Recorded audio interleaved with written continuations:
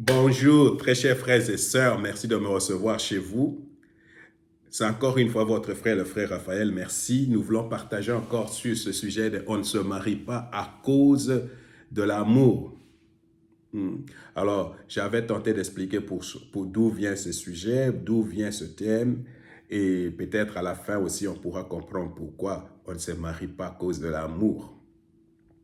Parce que l'amour ne sauve pas le mariage, l'amour ne garantit pas la réussite du mariage ni la longévité du mariage. Alors la majorité des gens qui se divorcent disent toujours qu'ils s'aiment et pourtant ils se divorcent malgré tout. Alors c'est pour cette raison qu'on ne se marie pas à cause de l'amour. Alors nous avons une autre question qu'on a posée, mais pourquoi dans nos églises actuellement, je ne sais pas, c'est sûr que vous observez cela, nos églises sont bondées de beaucoup de jeunes hommes et de beaucoup de jeunes filles. Et d'ailleurs, mon observation est qu'il y a beaucoup plus de femmes dans nos églises que des hommes. Mais quand tu constates, il ne se marient plus. Il n'y a pas de mariage dans nos églises. Pourquoi les gens ne se marient plus? La première des choses, nous avons dit, les gens sont devenus très insensibles. Les gens sont devenus très insensibles à la voix de Dieu, à la parole de Dieu. Alors, à l'aide de Dieu, nous sommes influencés par le monde. Regarde, pour que tu comprennes ce que je suis en train de dire là. Regarde, par exemple, notre style de vie comme chrétien. Sommes-nous influencés beaucoup plus par la parole de Dieu ou nous sommes influencés par la musique de ce monde, même la musique, l'adoration, la façon de danser à l'église, les habits que nous portons, la façon dont nous parlons. Sommes-nous influencés par la Bible ou sommes-nous influencés beaucoup plus par les gens du monde? Est-ce que l'Église influence le monde ou c'est le monde qui influence l'Église? Alors peut-être là, tu continues encore à douter. Regarde par exemple les critères que nous avons pour marier. Les critères que toi tu as de l'homme que tu cherches et de la femme que tu cherches. Est-ce que d'où viennent ces critères-là? Les critères, d'où viennent ces critères-là? Est-ce que ces critères-là viennent de la Bible ou ce sont des critères que tu t'es cherché et qui ne correspondent même pas à la Bible? Alors, pour te donner quelques exemples, pour que tu comprennes de quoi je parle. Alors, je ne sais pas si vous connaissez Derek Prince. Pardonnez-moi, je suis vraiment enrhumé, je dois de temps en temps boire. Je ne sais pas si vous connaissez Derek Prince. Derek Prince était un grand prédicateur. Il a écrit beaucoup de livres. C'était un docteur de philosophie et Dieu l'a appelé pour le servir. Il a étudié à Cambridge et à Elton College pour les gens qui sont aux États-Unis. King's College à Londres. Ça, c'est vraiment le top de top. Le Seigneur l'a appelé. Et quand le Seigneur l'a appelé, il avait 24 ans. Et tout à coup, Dieu lui a dit, quand il voulait se marier, Dieu lui a dit d'aller à Jérusalem et d'aller marier une femme de 40 ans qui avait, je crois, à cette époque-là, 7 filles. 7 filles, pas un garçon.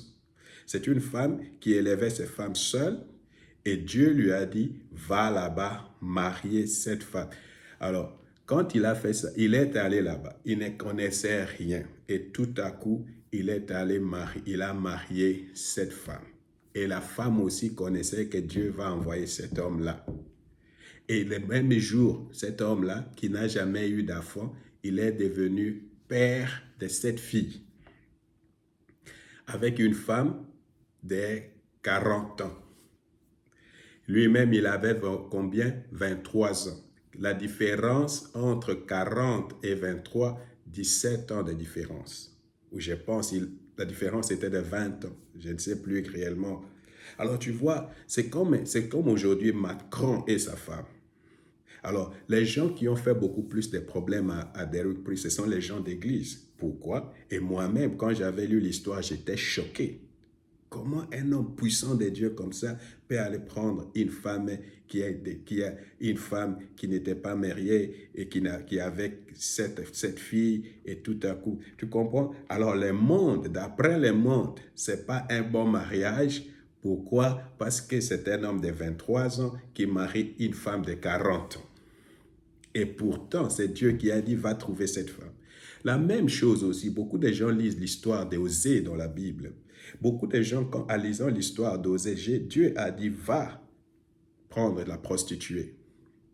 Beaucoup de gens vont trouver soit un mariage qui n'est pas à rapport. Pourquoi? Parce que ça ne correspond pas aux critères que nous, personnes de ce monde, trouvons idéal pour le mariage. Dans nos églises, il y a des femmes qui ont des enfants, des femmes veuves, des femmes divorcées, des bonnes femmes, des beaux caractères divorcées, des femmes seules ou des femmes âgées ou des femmes qui sont divorcées et qui ont des enfants ou des femmes veuves qui ont des enfants ou des femmes seulement âgées qui n'ont pas d'enfants. Il y a dans l'Église des jeunes frères, des jeunes, ou ça peut être aussi le contraire, des frères dans l'Église qui ont des enfants, mais qui ne sont pas, qui ne sont pas mariés, où la femme est morte, ou divorcée, ou tout ça. Mais le Seigneur peut te dire, va marier cette femme, ou va marier un homme avec deux enfants, ou va marier une femme veuve, ou une femme divorcée. Alors toi, tu vas dire, non, je ne peux pas le faire, tout simplement parce que qu'est-ce que les gens vont dire? Elle est plus âgée que moi, ou il est plus âgé que moi, ou il a des enfants et là, tu es en train de passer à côté de la volonté parfaite de Dieu, de ton destin. Tout simplement à cause de l'influence du monde. Alors j'ai pensé que je devais peut-être vous raconter l'histoire de mon frère, que j'avais trouvé dans l'histoire de mon frère d'Aoka à Kinshasa, d'un frère et d'une sœur, le frère Jancy. Alors les frères Jancy avaient marié une femme qui avait un enfant. Et je te dis, quand je regarde ces couples, ça me fait plaisir, c'est un couple modèle. Mais cette femme-là, peut-être, n'avait pas de la chance dans beaucoup d'églises, tout simplement parce qu'elle avait une enfant, bien que c'était une femme de bon caractère, une femme qui craignait Dieu et tout ça. Mais quand vous voyez ces gens aujourd'hui, ils sont très heureux. C'est pourquoi beaucoup de gens, beaucoup de nos frères et sœurs sont dans le célibat en train de brûler inutilement parce qu'ils sont encore influencés par le monde. Or, si tu es encore influencé par le monde, tu vas passer en dehors de ton destin parce que le monde est contre Dieu. Alors maintenant, je vais lire seulement la Bible. Je vais lire la Bible et je vais expliquer certaines choses parce que c'est ça le plus important. Il faut que tu comprennes les motivations, les attitudes, les ambitions, les désirs, les normes, les valeurs, les priorités de ce monde sont diamétralement opposées avec les priorités de Dieu, avec la parole de Dieu. Oh, je vais encore. Est-ce que vous connaissez un prédicateur qui s'appelle Nick Vujicic? Vous connaissez le prédicateur qui s'appelle Nick Vujicic? Ce prédicateur, il n'a pas de pieds, il n'a pas de mains. Il est puissant. Est-ce que beaucoup d'entre vous, vous allez penser le marier, cela?